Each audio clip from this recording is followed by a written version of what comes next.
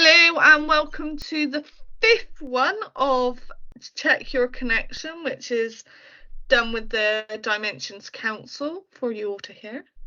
And I'm Chelsea, I'm the current vice chair of the Dimensions Council, and I'm sort of being the host now for a few episodes. Today we are going to talk about travel and then our usual ones if you are a regular listener. So that includes the download section, which is one of my favourite bits, the lingo bingo, and council updates. And I would like to introduce my guest. So over to Stuart. Stuart, Kidderminster. I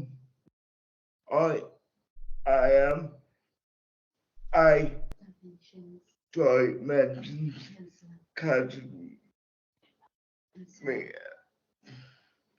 maker. Over to our other guest, who is Anne. Hello. Thank you very much, Chelsea, for inviting me to be a guest on this podcast. And my name is Anne Wafula Strike. I joined the Dimensions Board in January 2021 as a co-opted member with a lived experience. And I'm also a campaigner for inclusion and disability rights. Thank you. And I also forgot to say Julie is in the background with Stuart, who's supporting, in case you wonder who the lady in the background is. In the previous council meeting, we were talking about travel and the difficulties of it, which was which was raised by Stuart, who wanted to talk to us about it. Travel taxes, difficult with getting taxes on the one. There is a bit of a difference between me and you, Stuart. Yeah. I can hop into a taxi. Why do you struggle with going into a taxi? Because the wheelchair don't fit in. So it's hard to get your wheelchair in? Yeah, because it not folds, right? Not fold. I struggled as well in getting in, and getting it's a difficult one.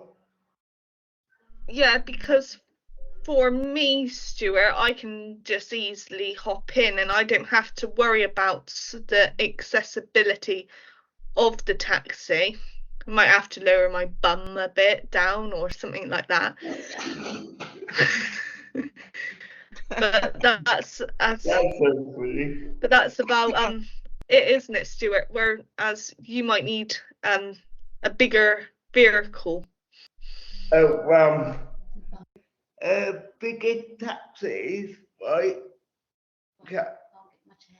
Won't get a chair on. Of course, taxis. One comes pick me up.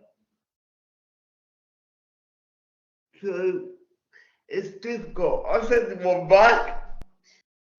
Can't get chair in it. So, Anne, as Stuart's just mentioned about the accessibility of taxis in transport, what do you have to say to that? Traveling or accessing public transport as a disabled person is very challenging. And like Stuart, I use a wheelchair. And it is true, sometimes you want to get from A to B. you call a taxi, it comes and it's the wrong one. So you have to ring the company again and maybe say to them, you send me the wrong taxi. And by the time they're sending you another taxi, you're already running late. For example, if you are going to the train station and they bring the wrong taxi, by the time they send the right one, you may have missed your train that you'd been booked on. So that creates a negative knock-on effect, because then that means you'll miss that train, and then you'll get late if there was any other connection that you're supposed to be doing along your journey. So it sort of like causes me personally to have anxiety when I'm traveling, because you just don't know what will happen on the day. So sometimes a few days before I travel, I start to panic, I start to worry. Will I get assistance? Will somebody be there to help me with the ramp so that I can, to get me in my wheelchair? So I really understand where Stuart is coming from. I have used passenger assist, especially when I'm booking trains, because that is something that I can just access it on my phone, and maybe try to download it on the mobile phone and just give it a try, give it a go, because when it works, it is very, very, very good. When you phone up the taxis, do you specifically say that you want a disabled an accessible one? So when I'm traveling, when I'm calling for my taxi, I will say to them, please send me a wheelchair accessible taxi. I always specify that. Yeah. And I think with me, it is different, because sometimes they've sent a taxi that wasn't really specifically wheelchair accessible, but I could transfer and the driver could fold my wheelchair and put it in the boot. But sometimes they've sent a similar car with a smaller boot, where it didn't matter whether I transferred inside, my wheelchair could not go in the boot. Therefore, the driver would not take me. So I think it is important that maybe we specify, when we are phoning, you sort of say, I've got a wheelchair that needs a ramp to get in. So they know exactly what you mean. Yeah, it's horrible when people don't get a white taxi. My head's going fuzzy as well. When people don't get a white taxi, I feel stressed. But when I've got issues and traveling down there, I felt sick. If we could talk about maybe some of the things that we, like when we are traveling as disabled people, just 3 main things that we need to bear in mind. Getting, calling an accessible taxi, but also where you are going, whether there's going to be toilets and facilities that you are going to access. Also, maybe if you think that the accessible toilet is not big enough, maybe if you can sort of just ask your PA to make sure that maybe there's a changing places toilet in the place where you're going.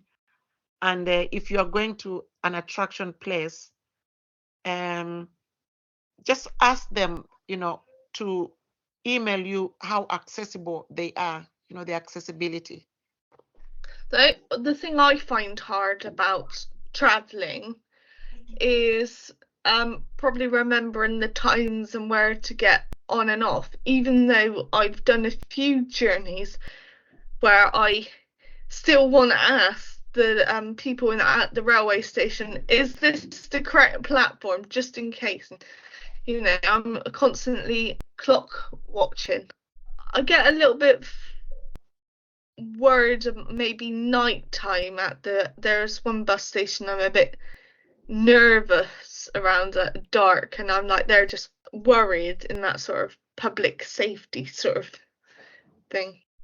I think the thing that I worry about on transport is if a massive conflict happens on there, and then what happens, or something went wrong. Like, that's one of the things I worry about. But yeah, it was weird when I did passenger assist, because I think one just saw me get on, and the other one walked to the seat with me to make sure I was on the correct seat, and I was like, okay.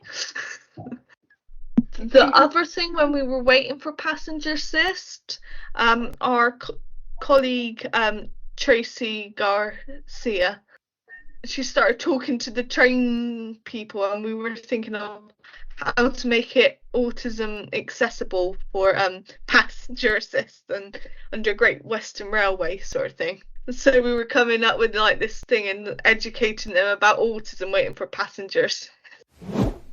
And we are now moving on to our next session of the Dimensions Council updates. We've been talking about staying safe online, which I think a lot of people can relate to, as we've got like that big bill that keeps coming in and out, the online safety bill, and and big things like the Twitter takeover of Musk and stuff like that. So I think that's also important to us about staying safe online, as we are learning about this. And our other topic is doing work with Learning Disability England and their Good Lives framework, which I think they wanted to improve. And they did a workshop with Dimensions Council as well. What are your thoughts about staying safe online, Stuart? Because it's easy online, because it's not council meet, meet me online now. The only problem now to connect with council for you, Stuart, is if the Wi-Fi is really bad and you're stuck. If you can't get there and you can't get online, you're doomed. Yeah, I'm doomed. Yeah. Also, it's difficult with that leadership. Too many people. Yeah, you can fit a lot of people now online in one of the whether that's on Zoom or Microsoft and stuff, or if it depends on people's preferences as well of doing it. Like, there could be so many comments in the chat or something like that, and it can be hard to follow. Do you think, Stuart? Yeah, it's difficult when I get in. What's the word? Huh? Trust. Don't give out your address. Don't give out, the place where you live. Do not give out your telephone number to strangers online. I think another way to stay safe is not just to click on anything. Do not just download anything, because you download some things and they send you into dangerous and not safe zones. And make sure also that a member of your family that you trust knows that you are going online. I think also you could have that as support workers or stuff like that, because online, and sometimes I think it's also your own judgment as well. Speak to someone you trust. And our next section is the download, which I like because I can say so many things about it. This is where we talk about books, TVs, hobbies. Yeah, we just want to get to know our council members a little bit more. And Anne. I've gone back to training. I've gone back to using the gym. and I'm using it twice a week. And I'm hoping that I will build this up and get back to where I would sort of like really train for about 4 or 5 days a week, but doing different things.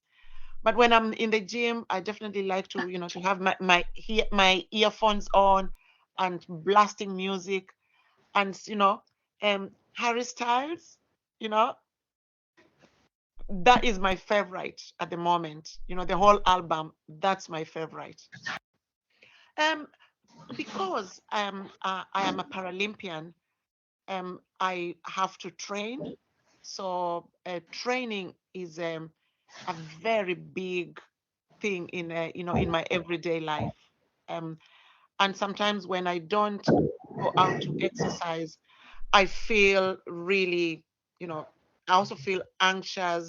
And although I am not competing at that high level anymore, to be able to start feeling fit and strong again, for me to be able to use my upper body, my shoulders especially, because of having to transfer from my wheelchair onto the bed, transfer from the bed to back to the wheelchair.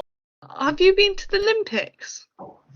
I've been to one Paralympic games, and I've been to 5 Paralympic world championships, and I have been to 2 world championships.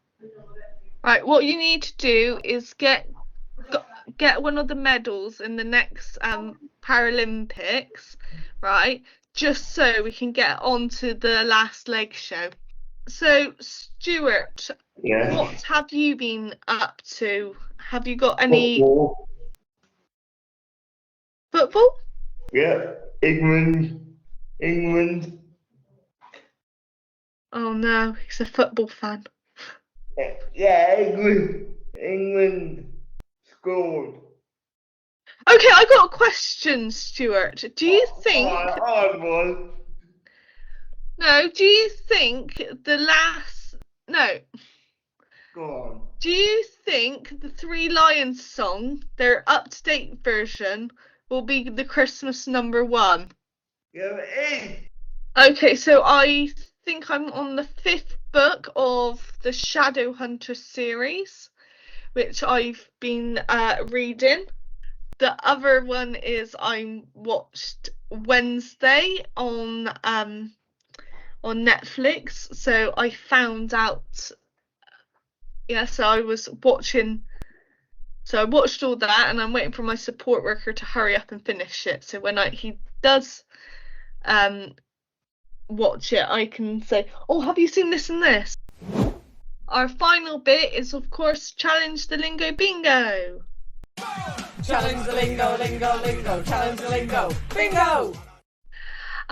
So this one is called I'm not accessing the community. I'm going out. Go out. Physically. So why do you like the term going out? My family, friends, my dad, my mom, and my sister. Nobody just wakes up and says, okay, come on, children, let's go and access the community. No, you wake up and say to your kids, come on, kids, let's go to the cinema. You are going out. Let's go out, kids, It shouldn't be difficult to have that park and sort of just allow Anne or Stuart in a wheelchair to wheel in there. I think for me that going out just sounds normal, doesn't it, in the way it says it. And to make sure you access the community, you can ram into the fence of the barrier, the physical barrier, to make sure you access the community. And then that means we ram into, through the gate and sort of like break those barriers, because that's what it seems like, as disabled people, that's what we keep doing every day, wanting to ram into these barriers that society has put in front of us. And we are actually struggling just to go out in the community and do the normal, things that people want to do.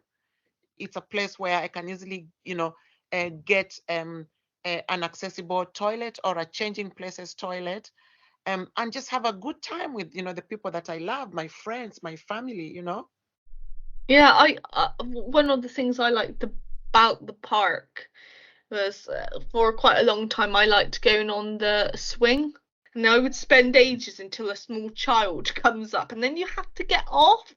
Like, can't really tell the kid, no, get away, this adult's on the thing. You got. I have a confession. Do you know I have never been in a swing? Because I grew up in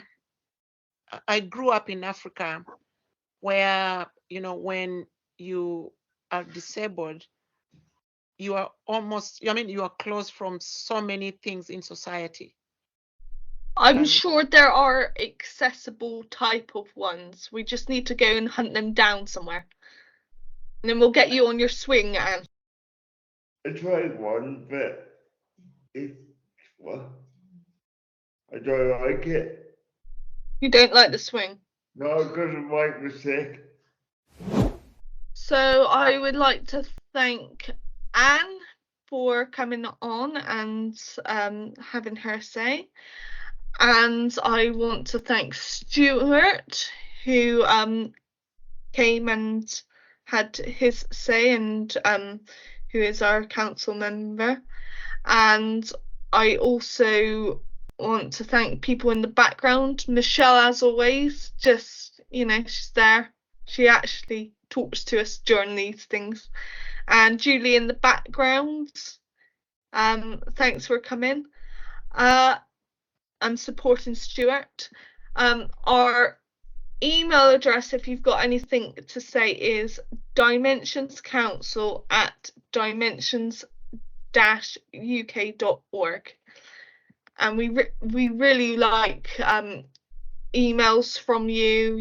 Just send us loads. We finally got a playlist which you can now send to people. Bye. Bye. Bye.